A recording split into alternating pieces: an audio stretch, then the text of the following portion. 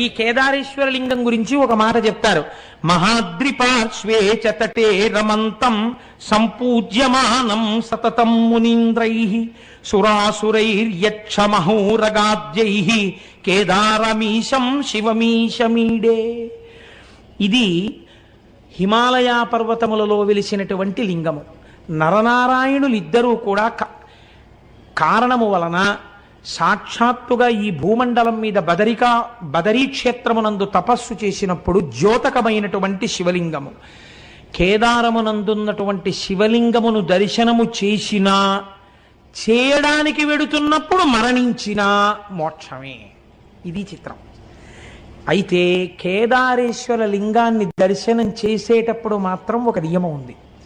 ఆ నియమంతో దర్శనం చెయ్యాలి. ఆ నియమం లేకుండా మాత్రం దర్శనం చేయకూడదు. నాకు తెలిసి సాధారణంగా 195 మంది అసలు ఈ నియమాన్ని పాటించారు తెలియక. కానీ ఈశ్వరుడు క్షమిస్తాడని నేను అనుకుంటున్నాను ఏమిటి, నేను నమ్ముతున్నాను. చూడండి, ఎందుకు ఈ మాట నేను అంటున్నానంటే, ఒక్కొక్కసారి లోకంలో ఒక చిత్రమైనటువంటి పోకడ ఒకటి ఉంటుంది. మనకి కామక్రోధములు ఇవి పెద్ద విశేషం చెప్పేది ఉంటుందండి, ప్రతి వాళ్ళకి ఉండేవే. లోకము పట్ల మీరు క్రోధాన్ని పెంచుకున్నారనుకోండి, అది పతనహేతు అవుతుంది. నాకు ఎవరి మీదో కోపం ఉందనుకోండి, ఆ కోపంతో ఉంటే తిరిగి జంతువులోకి వెళ్ళిపోతాడు మరణ సమయంలో ఆయన కానీ జ్ఞాపకం వస్తే. కాబట్టి క్రోధము అరిష్టహేతువు. కానీ భగవంతుని యొక్క ఆరాధన యందు క్రోధము విజృంభించింది అనుకోండి ఏదో కారణం చేత, చిత్రం ఏమిటో తెలుసా అండి, అది ఉన్నతికి మార్గాన్ని చూపించేస్తుంది. అదొక చిత్రమైన విషయం. ఆఖరికి క్రోధమైనా సరే ఈశ్వరారాధనతో ముడిపడింది అనుకోండి, ముడిపడితే అది అభ్యున్నతిని తీసుకొస్తుంది. మీకు నేను ఒక ఉదాహరణ చూపిస్తాను ఎందుకు అలా జరుగుతుందో. మనకి జంబుకేశ్వరం అని ఒక క్షేత్రం ఉంది, మీకు అందరికీ తెలుసు. ఆ జంబుకేశ్వరంలో జలలింగం, నీటి రూపంలో పరమాత్మ ఉంటారు. కానీ అక్కడ తీర్థం ఇవ్వరు ఆ నీటిని, ఎప్పుడు నీరు ఉబుకుతూనే ఉంటుంది. అక్కడ జంబు మహర్షి తపస్సు చేశారు.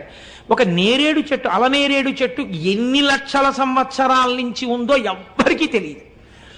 ఆ నేరేడు చెట్టుకు ఒకసారి ప్రమాదం వచ్చింది. ఆ నేరేడు చెట్టు పైనుంచి ఎండిపోవడం మొదలెట్టింది. ఎన్ని పూజలు చేశారో, ఎన్ని ప్రార్థనలు చేశారో ఆగలేదు. ఎన్ని రకాలుగా పరిశీలించినా చెట్టు ఎండిపోయి కొమ్మలు విరిగిపోయి ఆఖరికి భూమట్టంలో ఇంత బెరడు మిగిలింది. అసలు ఈ క్షేత్రమునకంతటికీ కూడా కదులుతున్న రూపంలో స్వామి ఈ నేరేడు చెట్టుగానే ఉన్నాడంటారు. ఈ చెట్టు చచ్చిపోయింది, ఏం ప్రమాదమో అని బెంగపెట్టుకున్నారు. మనకి కొన్ని క్షేత్రాల్లో చెట్టు రూపంలో ఈశ్వరుడు ఉంటాడు. అందుకే నమ వృక్షాయచ అని పిలుస్తుంది రుద్రాధ్యాయం. మీరు కంచి వెళ్ళారనుకోండి, ఒక మామిడి చెట్టు రూపంలో ఉంటాడు. మీరు మధ్యార్జునం వెళ్ళారనుకోండి, మధ్యార్జునం మద్ది చెట్టు రూపంలో ఉంటాడు. జంబుకేశ్వరం వెళ్ళారనుకోండి, నేరేడు చెట్టు రూపంలో ఉంటాడు. పైగా నేరేడు చెట్టు యొక్క మొదట ఒక ఏనుగు, ఒక సాలెపురుగు, ఒక శివలింగాన్ని పూజ చేస్తున్నటువంటి గుర్తులు ఉన్నాయి. ఈ నేరేడు చెట్టు చచ్చిపోతే ఎలా అని బెంగపెట్టుకున్నారు. ఇంత బెరడు మిగిలిన తరువాత రుద్రాధ్యాయము ఎంత గొప్పదో నిరూపిస్తూ ఒక ఆశ్చర్యకరమైన సంఘటన జరిగింది. ఈ చెట్టు శివస్వరూపము కనుక ఇది చిగర్చడానికి మనం చేసిన ప్రయత్నాలన్నీ విఫలమైపోయాయి కనుక ఇప్పుడు మీరు దాని మీద పట్టుకెళ్ళి నెయ్యి, పాలు, పెరుగు, పళ్ళరసాలు అన్నీ కూడా పోసేశారనుకోండి, ఉన్న ముక్క కూడా కుళ్ళిపోతుంది కదండి. వాళ్ళేం నమ్మారంటే, ఇంకా ఇంతకన్నా బ్రహ్మాస్త్రం మన దగ్గర లేదు. ఇప్పుడు పదార్థాలని వేస్తున్నది పదార్థాలుగా కాదు, రుద్రాధ్యాయాన్ని అనుసంధానం చేస్తూ మనం అభిషేకం చేస్తున్నాం. మనం అలా అభిషేకం చేద్దాం. బతికిందా, బతికి తీరాలి ఈ చెట్టు. బతక లేదా ఇంకింతకన్నా మన దగ్గర అస్త్రం లేదు. మన వల్ల ఏదో అపరాహం జరిగిపోయినట్టే. దానికి రుద్రాభిషేకం చేసేసారు అన్ని పదార్థాలతోటి. మీకు ఒక ఆశ్చర్యకరమైన సంఘటన తెలుసా? ఆ రాత్రి తలుపులు వేసి అర్చకులు వెళ్ళి మర్నాడు తలుపులు తీశారు. బెరడుకి ఆకుపచ్చతనం వచ్చి చిగర్చింది. ఇప్పుడు ఎంత పెద్ద నేరేడు చెట్టు ఉందో. ఇప్పుడు మీరు జంబుకేశ్వరం వెళితే పెద్ద నేరేడు చెట్టు కనపడుతుంది. మళ్ళీ ఆ చెట్టు మొదట్లో ఒక సాలెపురుగు, ఒక పాము ఉంటాయి. ఎందుకుంటాయో తెలుసా అండి? శ్రీకాళహస్తిలాగే అక్కడ కూడా ఇతపూర్వం అక్కడ జంబు మహర్షి తపస్సు చేసినప్పుడు పెద్ద ఆలయం ఉండేది కాదు. ఒక సాలెపురుగు ప్రతిరోజు వచ్చి ఆ శివలింగం మీద ఒక గూడు అల్లేది. అల్లి నేను స్వామికి వస్త్రం కట్టాననుకుని మురిసిపోయేది. ఏనుగులు చాలా ఉండేవన్నీ నేరేడు వనాలు. ఆ నేరేడు తోటల్లో తిరుగుతుండేవి ఆ ఏనుగులు. ఒక ఏనుగు రోజు కావేరీ నదీ జలాలు తన తొండ నిండా పుచ్చుకుని, ఎక్కడి సంస్కారమో ఎవరికి తెలుసండి, జీవుడి సంస్కారాలు మనం చెప్పలేం. ఆ ఏనుగు తొండంతో నీళ్లు తెచ్చి శివలింగం మీద పోసేసేది తొండం ఎత్తి. ఈ నీళ్లు పోసేసేటప్పుడు ఆ సాలెగూడు ఈ నీళ్లలో కొట్టుకుపోయేది. ఈ ఏనుగు వస్తుండగానే ఆ సాలెపురుగు గబగబా నేరేడు చెట్టు ఎక్కేసేది. ఆ సాలెపురుగుకి కడుపు మంట, దిక్కుమాలిన ఏనుగు రోజు నీళ్లు తెచ్చి పోసేస్తుంది, నేను కట్టిన గూడు పోతోందని. ఇంకా ఒక రోజున అది అక్కసు భరించలేకపోయింది. ఆ ఏనుగు వచ్చి నీళ్లు పోయిగానే దాని తొండంలోకి వెళ్ళింది. సాలెపురుగు యొక్క విషం చాలా ప్రమాదకరమైన ఆయుర్వేదం అంటుంది. అది దాంట్లోకి వెళ్ళి ఆ తొండాన్ని శుభ్రంగా కుట్టేసింది. ఆ ఏనుగు తొండాన్ని బాదుకుని చచ్చిపోయింది. సాలెపురుగు కూడా నా కక్ష తీరిపోయింది అనుకుంటూ చచ్చిపోయింది. ఇద్దరూ చచ్చిపోయారు. కానీ శివార్చన యందు నాకు అడ్డొచ్చిన వాణ్ణి సంపాతల పారేశాననుకుంటూ చచ్చిపోయిన సాలెపురుగు క్రోధంతో చచ్చిపోయిందా లేదా? చచ్చిపోయింది. కానీ వచ్చే జన్మలో ఏమై పుట్టిందో తెలుసా అండి? ద్రవిడ దేశమునందు ఒక గొప్ప రాజై పుట్టింది. ఆయన పేరు కొచ్చంగ చోళుడు. కొచ్చంగ చోళుడు అంటే రక్తాక్ష చోళుడు అంటారు. కిరీటము తల మీద ఉన్నవాడు, ఎర్రని కన్నులున్నవాడు. ఈ కొచ్చంగ చోళుడు ఎన్ని శివాలయాలో దగ్గరగా 700 శివాలయాలని ఆయన పునర్నిర్మాణం చేశాడు. పూజాధికాలు జరిగేటట్టుగా 700 శివాలయాలకి చేసినప్పుడు, ఇలా ఎవరైనా తమిళనాట దేవాలయాలకి సేవ చేస్తే వాళ్ళు దాన్ని తిరుపణి అని పిలుస్తూ ఉంటారు. ఈ కొచ్చంగ చోళుడు చేసినటువంటి ఈ సేవని మాత్రం వాళ్ళు యానయ్యారా తిరుప్పణి అని పిలిచేవారు. ఎందుకో తెలుసా అండి? 700 శివాలయాలు కట్టినప్పుడు కూడా పునర్నిర్మాణంలో ఆయన ఎందుకు అలా ప్లాన్ గీయించేవాడో తెలియదు. ఏనుగులు దూరని శివాలయాలు కట్టించాడు. ఆ ఊరికి ఏనుగు రాకపోయినా సరే ఏనుగు లోపలికి వెళ్ళలేదు, అలాంటి గుళ్ళు కట్టాడు. ఎక్కడిదో తెలుసా అండి క్రోధం? సాలెపురుగు. ఏనుగు వస్తుందేమో గుళ్ళోకని ఏనుగు రాని శివాలయాలు 700 కట్టాడు ఆయన. చూడండి, క్రోధం మిగిలిన వాళ్ళ మీద పెట్టుకుంటే పతనహేతు. అదే క్రోధం ఈశ్వరార్చన యందు పెట్టుకున్నవాడు 700 శివాలయాలు ఏనుగుల లోపలికి వెళ్లకుండా కట్టాడు. మీరు ఇప్పటికీ తిరువాణక్కోయిల్ అంటారు తమిళనాడులో. మీరు జంబుకేశ్వరం వెడితే జంబుకేశ్వరంలో శివాలయంలోకి ఇక్కడికి ఏనుగులు రావండి, చూశారా గుమ్మాలు ఎలా ఉంటాయో? ఏనుగు ఇందులోకి రాలేదు అని చెప్తారు వాళ్ళు. ఏనుగులు రాని గుళ్ళు కట్టిన వాళ్ళల్లో కొచ్చంగ చోళుడు ఒకడు. కొచ్చంగ చోళుడే కట్టాడు జంబుకేశ్వరం కూడా. కాబట్టి రక్షించిందా రక్షించదా? రక్షిస్తుంది. ఒక్కొక్కరికి అర్థం లేని మగ్గు పట్టు ఉంటుంది. ఆ పట్టు ఎందుకు చేస్తాడు వాడు అంటే మీరేం చెప్పలేరు. ఇవన్నీ మీరు మామూలుగా పురాణ కథని అలా చందమామ తిరిగేసినట్టు తిరిగేసారనుకోండి, అబ్బెబ్బే they don't stand for the reason అండి, ఏమిటంటే ఈ కథలు అంటారు. కాదు, మీరు సమన్వయం చేసుకోవాలి చాలా జాగ్రత్తగా. ఋషులు అనవసరంగా చెప్పరు.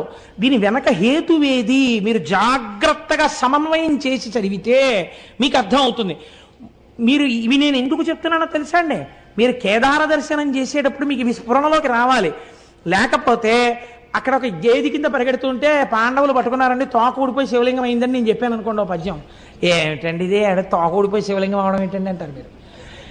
నేను దానికోసం ఈ నేపథ్యాన్ని వేస్తున్నాను. బాగా నాటుకోవాలన్నది నా తాపత్రయం, నాకేం చేతకపోయినా నాకే లేకపోయినా. కానీ మీరు చూడండి, ఒక్కొక్కడికి శివారాధన యందు మూర్ఖత్వం ఉంటుంది, లేదా ఈశ్వరారాధన యందు మూర్ఖత్వం ఉంటుంది. మామూలు మూర్ఖత్వం చాలా ప్రమాదకరం. మూర్ఖజన చిత్తము తెల్పన సాక్ష్యమేరికింది అంటాడు భర్తృహరి. మూర్ఖుడిని ఎవడు బాగు చేయలేడు అన్నాడు ఆయన.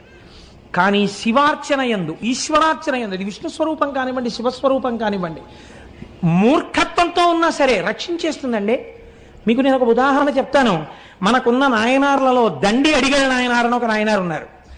ఈయనకి 2 కళ్ళు లేవు.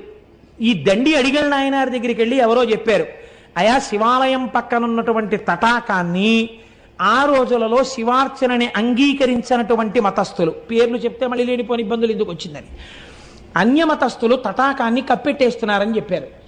నాకా 2 కళ్ళు లేవు, నేను వెళ్ళి ఏం తవ్వుతాను అని ఆయన అనుకునేవాడు కాదు. రాత్రి వాళ్ళు పనిచేయరు కదా, వాళ్ళు ఎంత కప్పెట్టేశారో నేనంతా మళ్ళీ తవ్వేస్తానని ఈయన గుణపం పారా పట్టుకుని అందులో దిగిపోయేవాడు. వాళ్ళు కొన్ని 100 మంది కలిసి కప్పెట్టేవారు. ఈయన ఒక్కడు అంధుడు దిగేవాడు. దిగి పారతో వేసేసి, అది ఎటు వేస్తున్నాడో కూడా తెలియదు ఆయనకి పాపం, తడుముకుంటూ వెళ్ళి పైన వేసేసి నేను మళ్ళీ శివుడికి తటాకం తవ్వేస్తున్నాను అనేవాడు. ఒకరోజు తెల్లవారిపోయిందని తెలుస్తుందా? తెలియదు ఆయనకు, అంధుడు. అన్యమతస్థులు వచ్చేసి చూశారు. హోరి గుడ్డివాడా, అంధుడా, మేము కప్పెట్టే తటాకాన్ని నువ్వు తవ్వగలిగిన మొనగాడివా? నువ్వు తవ్వుతావురా అంధుడివి అన్నాడు. ఆయనకి ఎక్కడ లేని కోపం వచ్చేసింది, మూర్ఖత్వం వచ్చేసింది ఆ కోపంలోంచి. ఏమన్నారా నన్ను అంధుడు అన్నారా? మా స్వామే కనుక ఉన్నది నిజమైతే రేపు ఇవాళ రాత్రి మళ్ళీ నేను తటాకం తవ్వడానికి వస్తాను కదా, నా కళ్ళు కనపడాలి, మీ కళ్ళు పోవాలన్నాడు. ఎంత చిత్రమైన మాట చూడండి, మూర్ఖత్వంతో అన్నాడు అంతే ఆ మాట. వాళ్ళు పెద్ద పరిహాసం చేశారు, నోరు మొయ్యి, రాత్రికి మళ్ళీ తటాకం తవ్వుతావా, మా కళ్ళు పోతాయి నీ కళ్ళు వస్తాయా అది చూద్దామని మళ్ళీ కప్పెట్టారు. కప్పెట్టి వెళ్ళిపోయారు. మళ్ళీ రాత్రి వచ్చాడు, కిందకి దిగాడు, దిగి గుణపం పారా పట్టుకున్నాడు. ఈశ్వర తెల్లవారేటప్పటికీ నా కళ్ళు రావాలి, వాళ్ళ కళ్ళు పోవాలి, మళ్ళీ చెప్తున్నాను నువ్వు ఉన్నావని నాకు నమ్మిక అన్నాడు. తవ్వాడు. ఇప్పుడు ఈశ్వరుడు సంకటంలో పడ్డాడు. మహాభక్తుడు అన్నమాట నిజం చేసి తీరాలి, నచ్చ చెప్తే విండవు. కాబట్టి తెల్లవారుతోంది, ఈయనకి కళ్ళు వచ్చాయి, వాళ్ళకి కళ్ళు పోయి, అందరికీ కళ్ళు పోయి. ఈ విషయం మహారాజుకు తెలిసింది. రాజు స్వయంగా బయలుదేరి వచ్చాడు. ఇన్నాళ్ళు వీళ్ళు చేసినదంతా అసత్య ప్రచారం కనుక వీళ్ళ నాలుకలు కూడా కోసేయండి అన్నాడు. ఇప్పుడు వాళ్ళు తడుంకుంటూ వీళ్ళని ఈ రాజ్యంలో ఉండకుండా రాజ్యం బహిష్కారం చెయ్యండి, నిష్కారణంగా వీళ్ళ మాటలు నమ్మి నేను ఎన్నో దేవాలయాలు మూశాను, కోనేరులు కప్పెట్టాను, కాబట్టి వీళ్ళని బయటికి తోసేయండి, నా చేత పాపం చేయించారన్నాడు. వాళ్ళు తడుంకుంటూ రాజ్యంలోంచి బయటికి వెళ్ళిపోయారు. అలా మహానుభావుడు దండి అడిగల నాయన మూర్ఖత్వంతో శంకరుణ్ణి కిందకి దింపేశాడు. దింపేసి ఈశ్వరాస్తిత్వాన్ని నిలబెట్టాడు. ఇప్పుడు చెప్పండి నాకు, భగవంతుని యొక్క అర్చన యందు వచ్చిన క్రోధము, భగవత్ సంబంధము చేత కలిగినటువంటి ఈశ్వరుడున్నాడన్న పూనిక చేత వచ్చిన మూర్ఖత్వము, ఈ రెండు ఒక్కొక్కసారి రక్షణ హేతువులైపోయినా అయిపోతాయి కూడా ఆ పూనికలు. మనం చెప్పలేం. ఈశ్వర సంబంధములో అవగుణములు గుణములుగా భాసిల్లుతాయి. ఇది ఎవరికైనా, ఎంతటి వారికైనా. ఈ నేపథ్యంలో మీరు కేదారేశ్వరుడి యొక్క శివలింగం గురించి వినే ప్రయత్నం చేయండి, మీరు తొందరగా సమన్వయం చేసుకోగలుగుతారు. ఇందులో ఆ హిమాలయ పర్వతాల దగ్గర మహానుభావుడు ఆ కేదారేశ్వరంలో ప్రతిరోజు కూడా ఆ నరనారాయణులు ఒక పార్థివలింగాన్ని అక్కడ ఉంచి ఆ పార్థివలింగాన్ని ఆరాధన చేస్తుండేవారు. వాళ్ళు చేస్తున్నది పార్థివలింగానికి. పార్థివలింగం అంటే ఇంత మట్టితో చేసిన శివలింగం. వాళ్ళు ఇంత మట్టితో మేం చేసిన శివలింగమే కదా అని వాళ్ళు అనుకునేవారు కాదు. ఇది ఈశ్వరుడు అని నమ్మారు వాళ్ళు. అమరకోశంలో ఈశ్వర శబ్దం శివుడికి మాత్రమే వర్తిస్తుంది. అందుకని ఇది ఈశ్వరుడు, జగన్నియామకుడు, జగత్ప్రభువు అని నమ్మారు. నమ్మి నరనారాయణులు అర్చన చేస్తున్నారు. వారలహర్నిశంబులను పార్థివలింగ సమర్చనంబు విస్తారముదంబు పెంపెసగ సల్పుడు అయ్యడు రజమౌళి అవ్వారల చేరవచ్చి అనవత్య వరంబును కోరుడన్న అద్ధీరులిటన్ వసింపుమన దేవరయుండి హిమాటవీ స్థలిన్. ఆ శివలింగంలోంచి పరమశివుడు ఆవిర్భవించి, మీరు చేసినటువంటి పూజకి నేను ఎంతో పొంగిపోయానయ్యా, ఇంత చల్లటి ప్రాంతంలో ఇంత తపస్సులో పార్థివలింగానికి ఇంత అర్చన చేశారు, మీకేం కావాలి కోరుకోమని అడిగారు. అడిగితే స్వామి ఇక్కడే ఈ బదరీ క్షేత్రానికి ఆవలివేపు హిమాలయ పర్వత యొక్క శృంగాల మీద నీవు స్వయంభూమూర్తివై లింగమూర్తివై వెలిసి లోకమును కాపాడు అని అడిగారు. ఎక్కడ హిమాలయ పర్వతాలు? కొన్ని వేల అడుగుల ఎత్తు సముద్ర మట్టానికి. ఆ కేదారం వెళ్ళేటప్పుడు రోడ్డు కొన్ని నెలల్లోనే క్లియర్ చేస్తారు. చేసిన తరువాత అది కూడా అసలు రాత్రిళ్ళు 9 దాటితే కరెంటు తీసేస్తారు. ఇంకా ఆ చీకట్లోనే పడుకోవడం అంతే ఆ కాటేజెస్లో. తెల్లవారిన తర్వాత మీకు అక్కడ ప్రయాణ సాధనాలు, ఒకటి పాదచారి అయి వెళ్ళుట, ఎవరు వెళ్ళరు. ఎందుచేతనంటే సాయంకాలం అయిపోతే మీరు తిరిగి రాలేరు. మంచు హోరుమని వాన పడిపోతుంది. ఇప్పుడు బాగుంటుంది, కాసేపటికి కుంభవృష్టి కింద వర్షం పడిపోతుంది. మీరు పైనుంచి ఇలా కిందకి చూశారో కళ్ళు తిరిగిపోతాయి. ఇట్నుంచి రుద్రప్రయాగ, అట్నుంచి దేవప్రయాగ రెండు వెళ్ళి కలుస్తాయి. ఇక్కడ గంగా నది, బదరిలో అలకనందా నది రెండు ప్రవహిస్తుంటాయి. ఆ నదుల చప్పుళ్ళు, పర్వతాల మించి ఎన్ని జలపాతాలు పడిపోతుంటాయో దర్దర్ వచ్చేసి జలపాతం వెళ్ళిపోతూ ఉంటుంది. నడిచి ఎవ్వరూ వెళ్ళరు. ఎక్కడో బాగా తెలుసున్న వాళ్ళు వెడుతుంటారేమో. ఇంకా ఉన్న వాళ్ళకి రెండే మార్గాలు. ఒకటి డోలీల్లో వెళ్ళాలి. డోలీల్లో వెళ్ళడానికి నాబోటి గండి ఎక్కించుకోరు. ఎందుకు ఎక్కించుకోరంటే కుర్చీయే చిన్నదిగా ఉంటుంది. నేను డోలీలో వెళ్ళిపోదాం అనుకున్నాను, వాళ్ళు నన్ను చూసి గుర్రం ఎక్కన్నారు. నాకేం భయం లేదు, ఉన్నమాట ఉన్నట్టు చెప్పాను. కాబట్టి ఆ చిన్న కుర్చీలో అసలు పట్టం, ఏదో కొంచెం కాస్త డెలికేట్గా ఉండి అందులో కూర్చునేవారంటే ఎక్కువ మందిగా ఆడవాళ్ళని ఎక్కించుకుంటారు వాళ్ళు. అందుకే ఎక్కించుకుని ఆడవాళ్ళని ఎక్కించుకుంటారంటే నా ఉద్దేశం నేను ఏ అపవిత్రమైన భావనతో నేను అంటలేదు. వాళ్ళు కొంచెం మగవాళ్ళకన్నా సన్నగా ఉంటారు కాబట్టి వాళ్ళని వహించడం తేలిక అని. వాళ్ళు పాపం చాలా సేవ చేస్తారు. వాళ్ళు మగవాళ్ళలో సన్నగా ఉన్న వాళ్ళు ఎక్కుతుంటారు, మిగిలిన వాళ్ళు గుర్రాలు ఎక్కాలి. విచిత్రం ఏంటో తెలుసా అంటే 2 గుర్రాలను ఒకటే తోలుతాడు. ఈ గుర్రాల మీద కూర్చుని వెళ్ళిపోతుంటే గుర్రం తిరిగేటప్పుడు ఈ అంచు దగ్గరికి వెడుతుంది. ఒక్కసారి కానీ జారిందో వెతికేవాడు కూడా ఉండడు.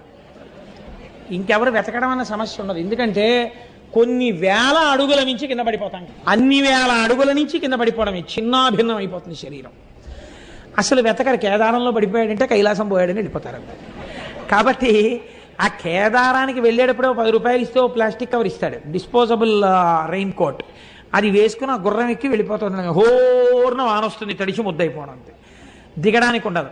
కేదారం వెళ్ళి కేదారం నుంచి కిందకు వచ్చిన తర్వాత గుర్రం దిగిన వాడు నడుస్తుంటే అసలు వీడికి నడకొచ్చా అనిపిస్తుంది. ఇవన్నీ పుళ్ళైపోయి ఎంత నొప్పులు చేసేస్తాయో అలవాట్లేక ఆ గుర్రం మీద కదలికకి.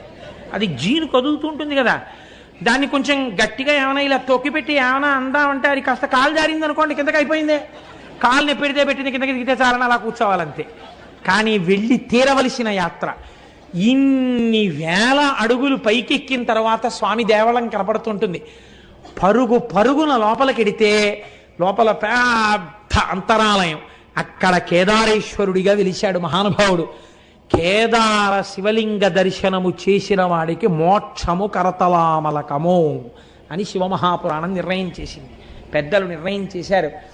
లేదా అలా జరగాలని ఎవరు కోరుకోకూడదు. కేదారము విడుతున్నప్పుడు పడిపోయినా వాడికి మోక్షము సత్యమే, దొరికి తీరుతుంది. అటువంటి కేదారేశ్వరంలో ఆ శివాలయంలో ఒకానొకసారి ఒక విచిత్రమైనటువంటి స్థితి జరిగింది. ఆ వెలిసినటువంటి శివలింగం కొన్ని యుగాలైపోయింది. యుగాలైపోయిన తర్వాత శివాలయాల్లో శివలింగానికి ఒక గమ్మత్తు ఉంటుంది. శివుడికి పునఃప్రతిష్ఠ ఉండదు. ఎందుకుండదంటే శివలింగం అలా క్షీణించిపోయి ఏదో ఇంత మొక్కుంది అనుకోండి, అదే శివలింగం అంతే. దానికో కవచమో మట్టో తొడిగేసి అంతే అభిషేకం చేస్తారు. అంతేగాని గుణపాలెట్టి తవ్వేసి మళ్ళీ పునఃప్రతిష్టలనే ఉండవు దానికి. కాబట్టి కొన్ని యుగాలు దాటిన తరువాత అంతం కొన్ని యుగంబులైన పిదపన్ హర్యశ్వ సంకాశుక కుంతీపుత్రకులల్ల లింగమును బల్కూర్మిన్ సమీపింప ఆద్యంతాతీతుడు శంభుడొక్క మహిషంబై పారుటన్ గాంచి ఎక్కౌంతేయుల్ కడుభక్తిమై నుడిసి లాగన్ చిక్కెం పుచ్చం బటన్. ఈ పాండవులందరూ 5గురు కలిసి కేదారేశ్వరలింగ దర్శనానికి వెళ్ళారు. వెళ్ళి ఆ ఆలయంలోకి వెళ్ళి ఉన్నటువంటి చిన్న శివలింగం, అప్పటికి ఆ చిన్న శివలింగ దర్శనం చేసుకుందామని వెళ్ళారు.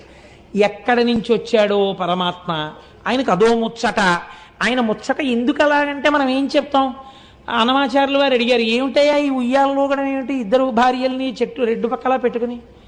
అది పిల్లలందరూ వచ్చారా, నువ్వేమో ఉయ్యాల ఎక్కి ఇటు శ్రీదేవిని ఇటు భూదేవిని పెట్టుకుని చక్క ఉయ్యాలు లొగుతుంటావా? పిల్లలు మనవలు మేమందరం నీ బిడ్డలు మేమందరం కూర్చుంటే నువ్వేమిటి 2 పిల్లల్ని పెట్టుకుని ఊగడం ఏమిటి అసహ్యంగా, ఏమిటి అలవాటు ఏమిటి నీకని అడిగాడు ఆయన.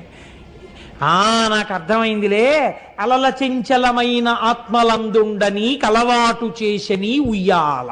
నీ తప్పు కాదు స్వామి, మా మనస్సులు ఎప్పుడు చెంచలం కదా, చెంచలమైన మా మనస్సుల్లో నువ్వెలా ఉంటున్నావో చూపించడానికి ఊగుతున్న ఉయ్యాలలో మాకు దర్శనమిచ్చావని స్తోత్రం చేశారు. అలా ఈశ్వరుడు ఎప్పటికీ ఎలా రక్షిస్తాడో ఎలా ప్రత్యక్షమవుతాడో ఎవరికి రుక. పాండవులు ఏం చేస్తారో చూద్దాం అనుకున్నాడు. ఆయనకో ముచ్చట పుట్టింది. ముచ్చట పుట్టి ఒక చిన్న మహిషము అనగా ఓ దున్నపోతు రూపంలో పరిగెత్తాడు. అక్కడ పరిగెడితే పాండవులు గమనించారు, ఇక్కడికి మహిషం ఎందుకు వస్తుంది, ఇది ఖచ్చితంగా శంకరుడే. మీరు చూడండి, ప్రకృతి సహజంగా మనకు ఒక లక్షణం ఉంటుంది. మీరు ఏదో వెంకటాచలం వెళ్ళామనుకోండి, వెంకటాచలం వెళ్ళి సహస్రదీపాలంకార సేవ అయిపోయిన తర్వాత మీరు లేచి స్వామివారి ఆలయంలోకి వెళ్ళిపోతారని లేచి నమస్కారం చేస్తున్నారు అనుకోండి, ఎవ్వరూ లేరు. ఏదో కాకినాడ నుంచి వెళ్ళిన వాళ్ళు 100 మందో 120 మందో ఉన్నారనుకోండి. ఆ రోజు స్వామి మాడవీధుల్లో వెడుతున్నాడు అనుకోండి, మీరు వెళ్ళిపోతారేంటి రూమ్కి? మాడవీధుల్లో స్వామితో పాటు ఎడదామని వెనకాల వెళ్ళిపోతారు. వెళ్ళిపోయిన తర్వాత ఆయన వెనకాతలు ఇలా దూరంగా నించుని ఏడుకొండలవాడ గోవింద వెంకటరమణ గోవింద అంటూ పెడతారా? కాసేపటికి ఇంకో కోరిక పుడుతుంది, ఒక్కసారి ఇలా పట్టుకుంటే అనిపిస్తుంది. ఇప్పుడు మీరు ఏం చేస్తారు? అవి ఇంతంత ఉంటాయి. వెళ్ళి అయ్యా ఓసారి పట్టుకుంటా ఉంటారు. వాళ్ళు అంటారు మీరు పట్టుకోలేరు అంటారు. సెక్యూరిటీ వాళ్ళు అంటారు పట్టుకోకూడదు అంటారు. అయినా మీరు ఆకలి చూపులు చూస్తున్నారనుకోండి వాళ్ళ వంక ఒక్కసారి పట్టుకుందామని.